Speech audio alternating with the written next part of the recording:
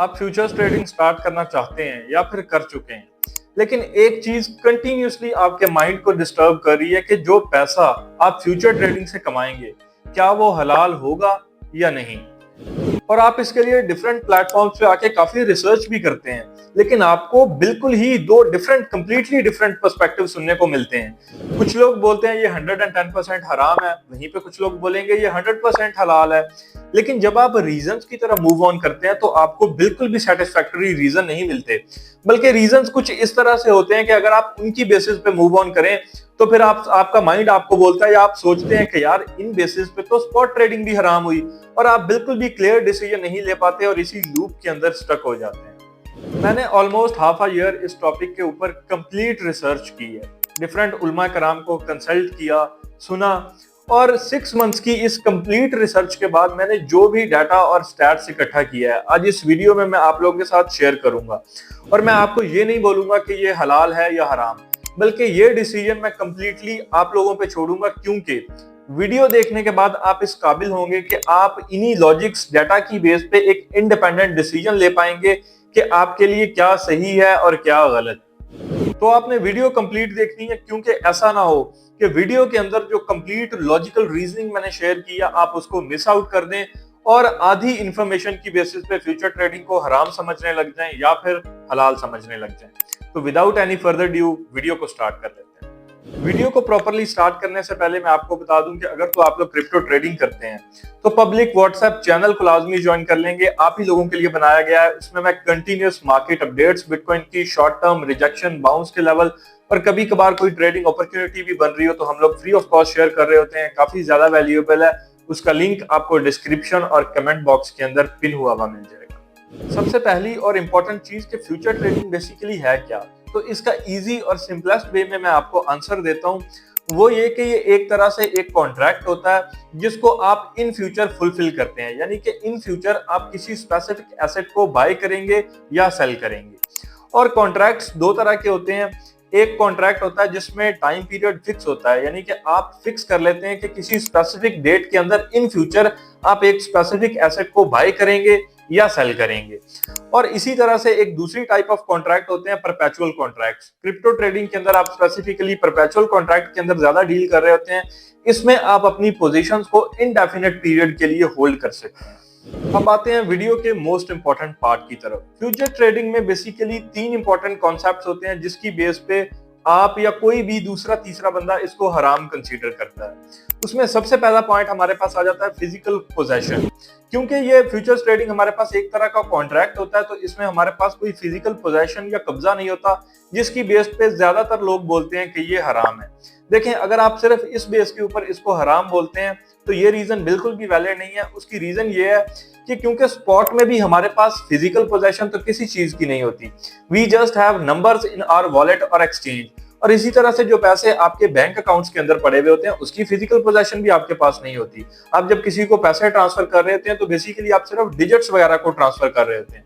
तो सिर्फ physical possession की बेस पे इसको बिल्कुल भी हराम नहीं बोला जा सकता। दूसरा जो इंपॉर्टेंट पॉइंट है वो है लेवरेज का कॉन्सेप्ट। देखें, लेवरेज का कॉन्सेप्ट लोन का कॉन्सेप्ट नहीं है। कुछ लोग इसको बिल्कुल लोन से जो है वो मिला देते हैं कि ये कोई लोन वाली चीज है, उस तरह से नहीं है। उसकी रीजन ये है कि अगर आप किसी से लोन लेते हैं, मिसाल के तौर पे मैं जाके आज बैंक से लोन लेता हूं, तो अगर मैं वो मनी लूज कर देता हूं तो मुझे बैंक को वापस करना पड़ेगा। लेकिन आप एक्सचेंज से जो लेवरेज लेते हैं, अगर आपकी मनी लूज भी हो जाती है तो जो आपकी ओरिजिनल मनी होती है सिर्फ वो लूज होती है, जबकि जो लेवरेज्ड मनी होती है आपने एक्सचेंज को वापस नहीं करनी होती।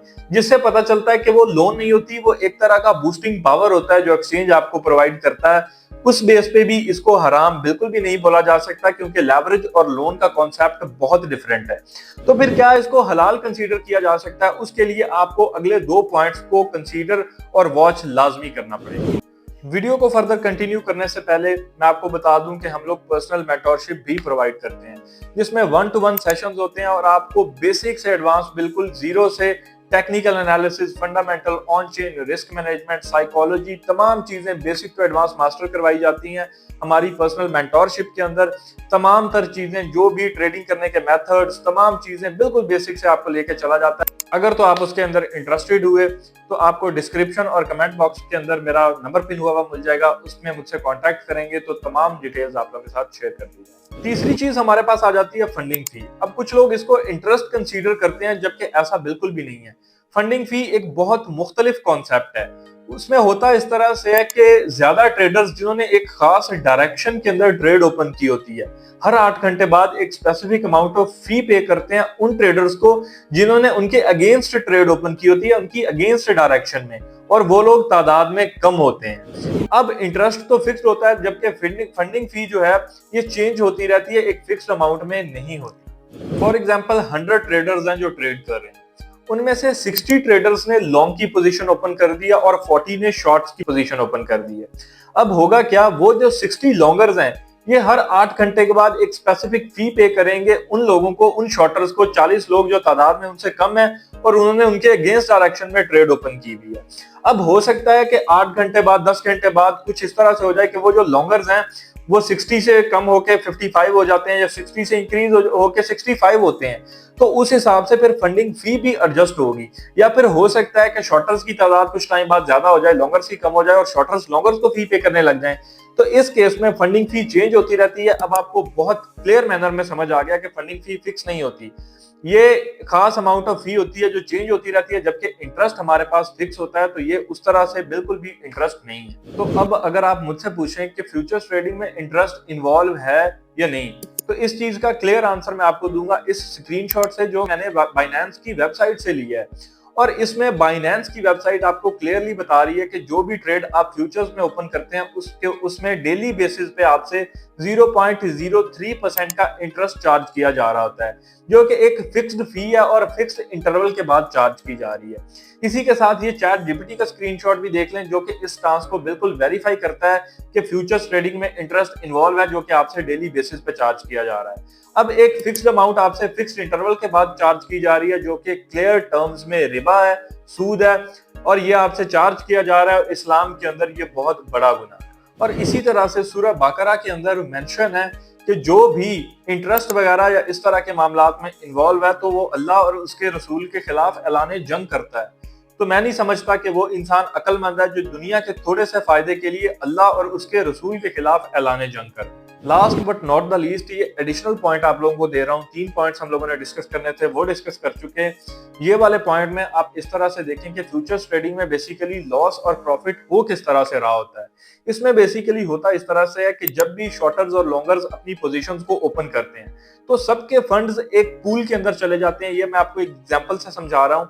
एक पूल के अंदर चले जाते हैं जिसका एनालिसिस सही हो रहा होता है, उसको उस हिसाब से जो प्रॉफिट्स मिल रहे होते हैं। लेकिन अगर एनालिसिस गलत हो रहा होता है तो एक के फंड दूसरे के पास जा रहे होते हैं। लॉन्ग स्टोरी शॉर्ट, एक का प्रॉफिट दूसरे का लॉस। अब आप कहें कि हर बिजनेस के अंदर इस तरह से हो रहा होता है कि एक का प्रॉफिट दूसरे का लॉस, तो मैं आपसे सवाल करूंगा कि आप अपने इर्द गिर्द देखें, क्या सच में ऐसा है हर बिजनेस के अंदर कि एक का प्रॉफिट दूसरे का लॉस?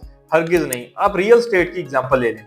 फॉर एग्जांपल किसी ने एक प्लॉट को बाय किया और उस प्लॉट को फॉर एग्जांपल एक स्पेसिफिक अमाउंट से बाय किया और आगे सेल कर दिया अपना प्रॉफिट इंक्रीज करके, तो उसने किसी का नुकसान तो नहीं किया ना। उसने अपना आगे प्रॉफिट लेके सेल कर दिया, उस बंदे ने आगे उसको महंगा सेल कर दिया, उसने आगे महंगा सेल कर दिया।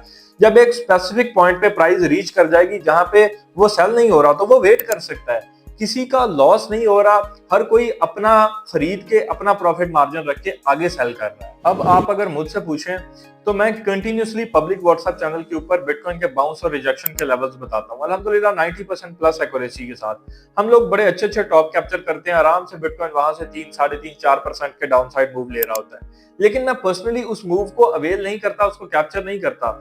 उसकी रीजन ये है कि किसी ने मेरे अगेंस्ट शॉर्ट किया होगा या मेरे अगेंस्ट लॉन्ग किया होगा और वो बंदा बेशक उसकी गलती है, उसने एनालिसिस गलत किया या किसी के कहने पे ट्रेड ले ली, लेकिन वो लिटरली अपने पैसे को, अपने फंड्स को लेके रो रहा होगा क्योंकि उसका लॉस हुआ, लेकिन मैं खुश हो रहा हूँ क्योंकि मेरा प्रॉफिट हुआ। तो मैं इस चीज को एथिकली और मॉरली बिल्कुल भी सही नहीं समझता। इस बेस पे मैं इस चीज को ट्रेड नहीं करता। अब आपको बहुत ज्यादा क्लैरिटी मिल गई है कि फ्यूचर्स ट्रेडिंग हलाल है या हराम, और आप इन तमाम डाटा और स्टैट्स की बेस पे इंडिपेंडेंट डिसीजन ले सकते हैं कि आपके लिए क्या सही है और क्या गलत। और साथ ही मैं आपको बता दूं कि अगर तो आपका ये माइंडसेट था कि पैसा सिर्फ फ्यूचर्स ट्रेडिंग में या स्पॉट में बिल्कुल भी पैसा नहीं है, तो लिटरली मैं आपको अपने 4 साल के ट्रेडिंग एक्सपीरियंस से ये बात गारंटी से बता सकता हूं कि 95% से ज्यादा फ्यूचर्स ट्रेडर लॉस करते हैं। अपने उन लॉसेस को कवर करने के लिए मजीद कैपिटल्स मार्केट में लाते हैं, बार बार कैपिटल लेके आते हैं और एट द एंड लॉस करते हैं। अब हो सकता है आप थोड़ा थोड़ा प्रॉफिट बना रहे हो, लेकिन एट द एंड मैनिपुलेटर्स और ये जो मार्केट मेकर्स हैं, ये आपको इस तरह से झटका देंगे कि आपका पूरा अकाउंट एक ही बार में वॉश हो जाएगा, जिसकी लाइव एग्जांपल आपने 10 अक्टूबर के क्रैश में देखी है, इसको विटनेस आप लोगों ने किया है। अब अगर आप कहें कि पैसा कुछ ना कुछ तो बनता होगा, हम उन 5% लोगों में आ सकते हैं जो प्रॉफिटेबल हैं, तो बिल्कुल आ सकते हैं, मेहनत करके कुछ भी अचीव किया जा सकता है। लेकिन आपकी उन लोगों की एग्जांपल जो प्रॉफिटेबल है बिल्कुल आटे में नमक के बराबर होगी। एट द एंड मैं आपको यही रेकमेंड करूंगा कि प्रॉपर मैनर के अंदर अपनी जर्नी स्टार्ट करें, सीखें, चीजों को लर्न करें।